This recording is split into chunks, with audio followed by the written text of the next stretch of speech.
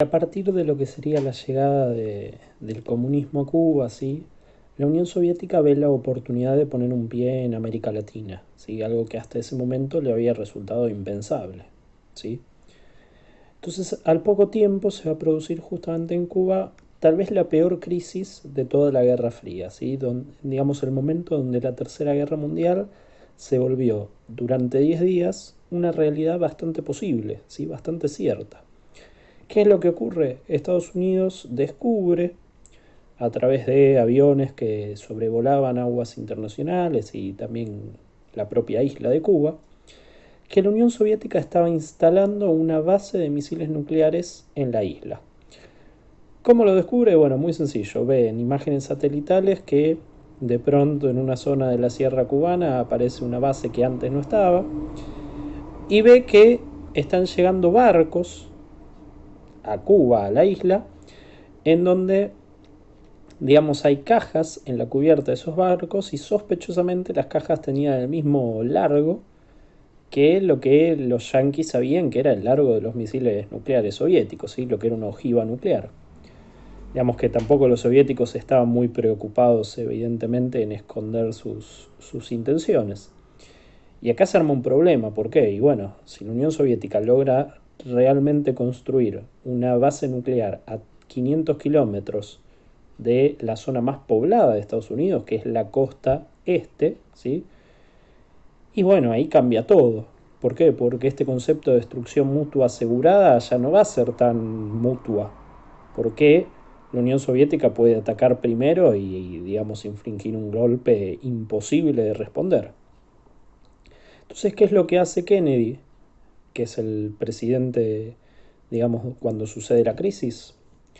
Lo que va a hacer es básicamente darle un ultimátum a la Unión Soviética. Le dice, mira, si ese barco sigue camino a Cuba, no te prometo que no lo vaya a hundir. Obviamente acá estamos al borde de la guerra, ¿sí?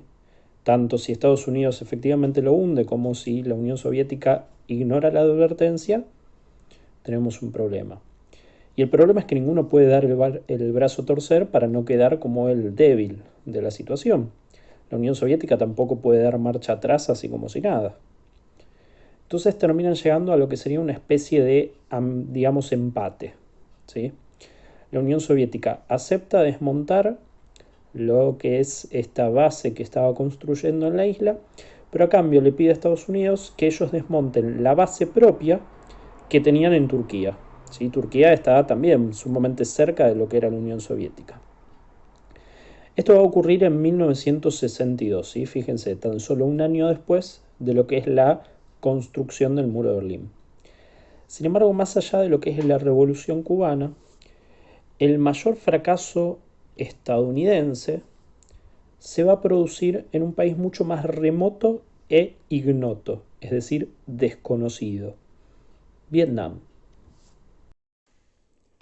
¿Qué es Vietnam? ¿De dónde sale? Vamos a tratar de entender algo que los yanquis no entendieron, evidentemente, en los años 60-70.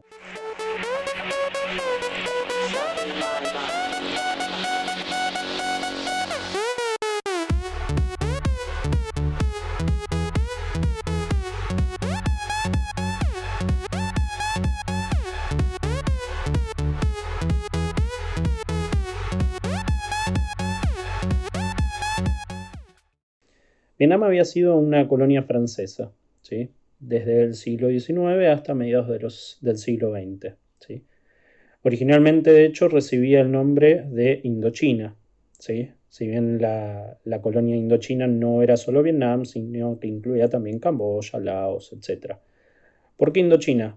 Bueno, se ve que estaban muy esmerados pensando el nombre y dijeron, arriba está China, abajo está la India, en el medio está esto, ¿cómo se llama?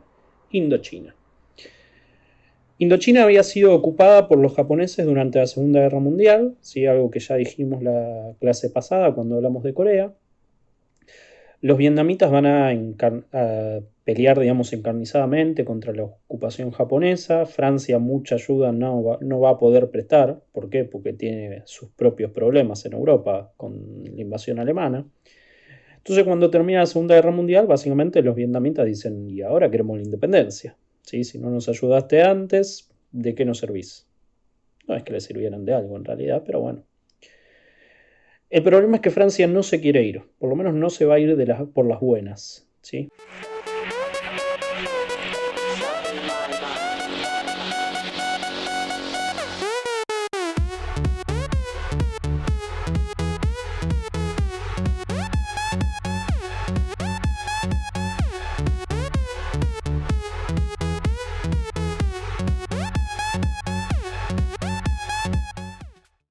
Entonces estalla una guerra, ¿sí?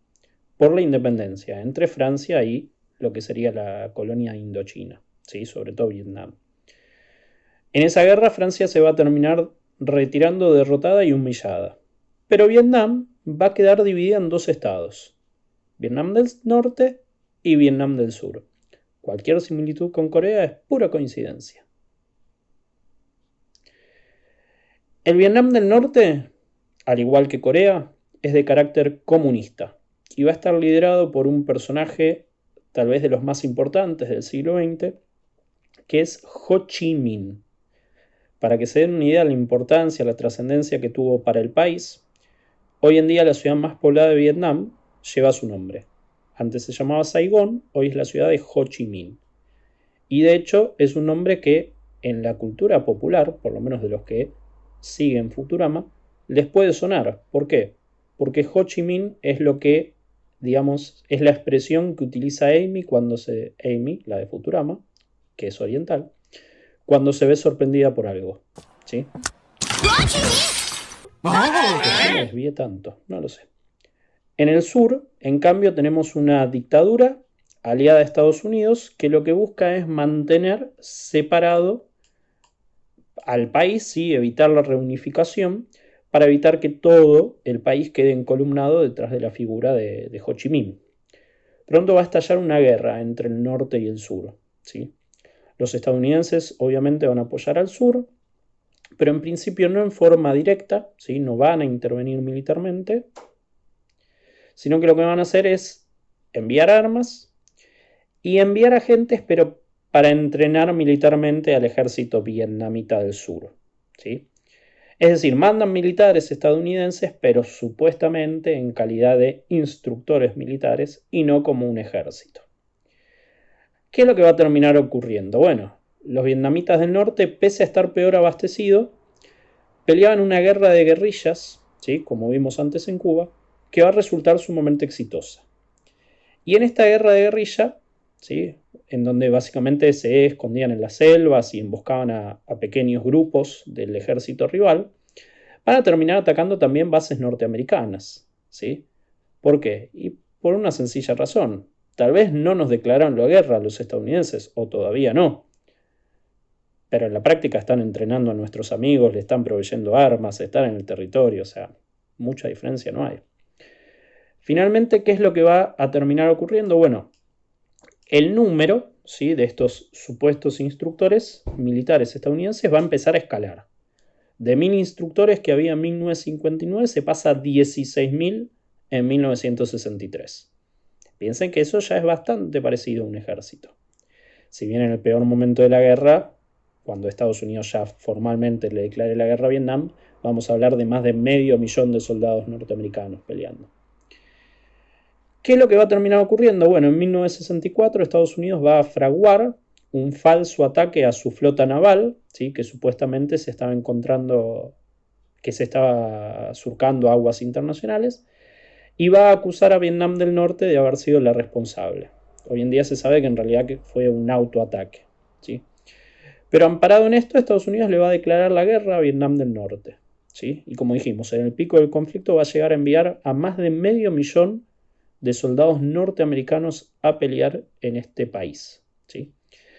Y sin embargo, pese a que el número es bastante impresionante, va a terminar perdiendo la guerra, ¿sí? Por eso Vietnam fue simbólicamente un golpe, digamos, tan grande.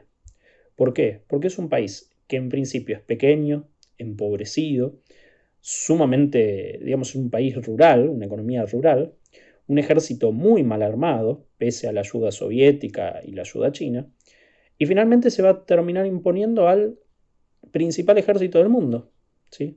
Entonces la pregunta es ¿por qué? Bueno, hay varios factores. Por un lado el terreno, ¿sí? Vietnam básicamente es un pantano, es una zona pantanosa, ¿sí? Es una zona selvática, sumamente difícil para una guerra tradicional. Y los vietnamitas jugaban de local, ¿sí? Es como Vélez jugando en la cuarentena.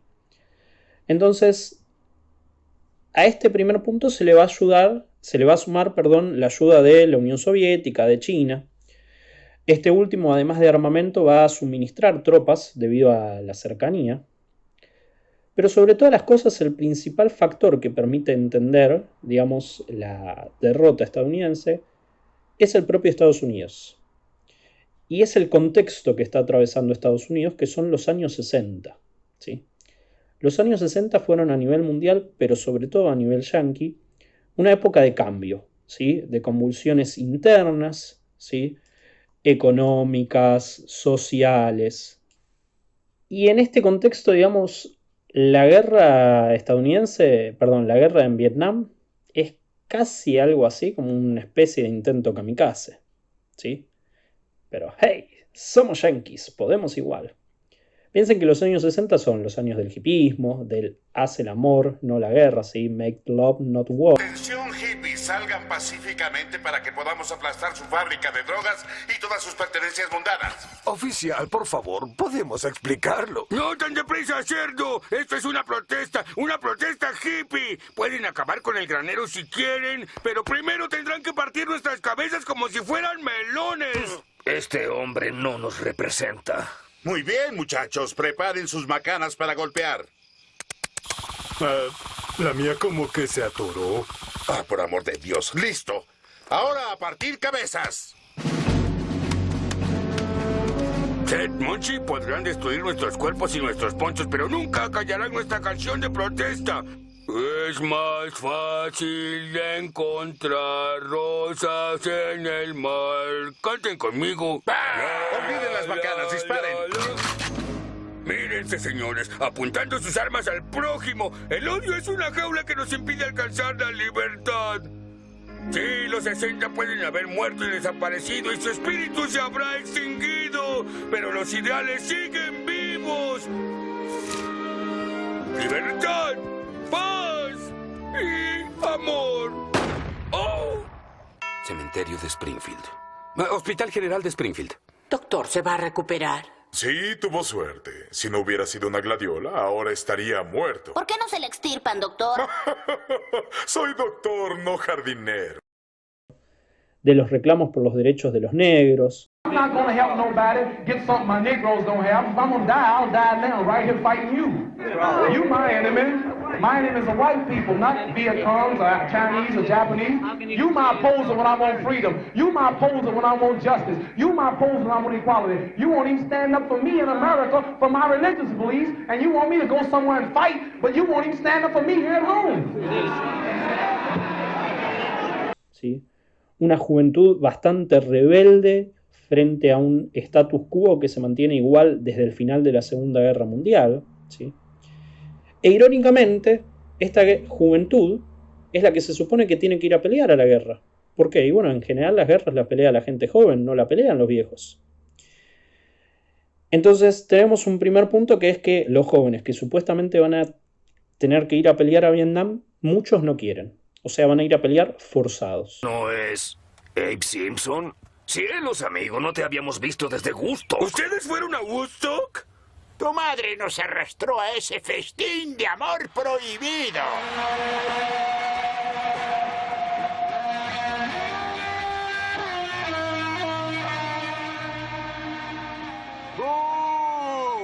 ¡Que salga ya, nana! Bowser para presidente. Cámara, cálmate, Abraham. El pequeño Mero quiere divertirse.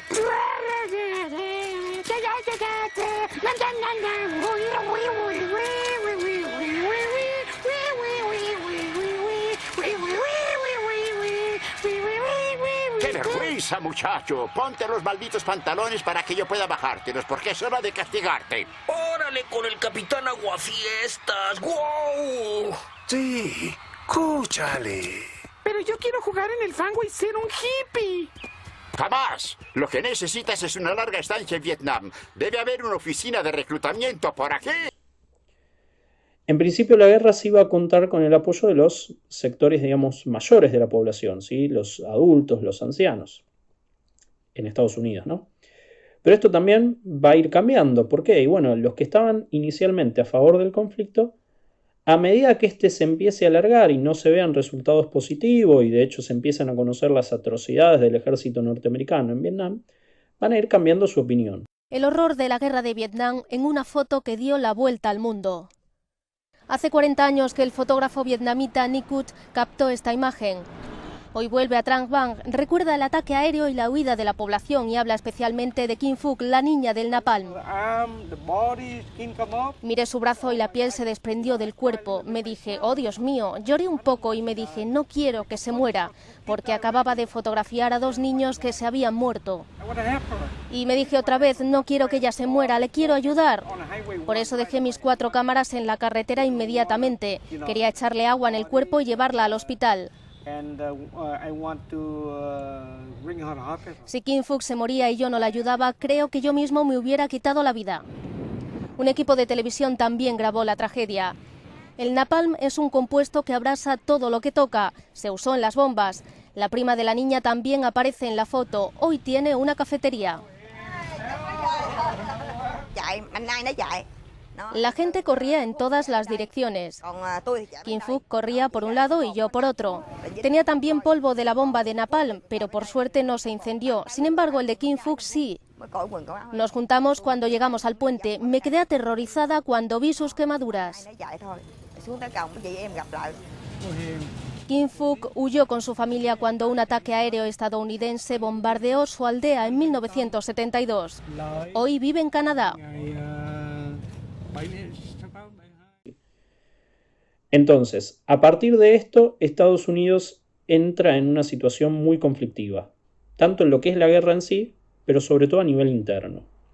La guerra va a ser muy impopular, muy cara, ¿sí? La sociedad estadounidense nunca estuvo tan cerca de la disgregación. E incluso inteligentemente, ¿qué va a hacer la Unión Soviética? No apuesta a un triunfo rápido de los vietnamitas, sino más bien a una estrategia de desgaste hacia Estados Unidos, con lo que busca, digamos, prolongar el conflicto lo más posible, ¿sí? Acá vemos que no es una historia de buenos y de malos. ¿Por qué? Porque la Unión Soviética, en vez de apostar a un rápido triunfo vietnamita, lo que hace es, digamos, suministrar a conveniencia los recursos para que Vietnam siga peleando, pero que no logre una victoria rápida. ¿Por qué? Mientras más tiempo Estados Unidos pase peleando en el sudeste asiático, peor va a ser para Estados Unidos. Es decir, la Unión Soviética sabe que un triunfo rápido vietnamita es menos conveniente que una guerra larga estadounidense, ¿sí? Finalmente, Estados Unidos se va a terminar retirando de la región en 1975. Y pese a no admitirlo expresamente, la invasión militar y la guerra había fracasado. Va a ser la primera derrota militar en la historia estadounidense, tal vez la única, ¿sí? Vietnam se va a terminar unificando bajo el liderazgo socialista.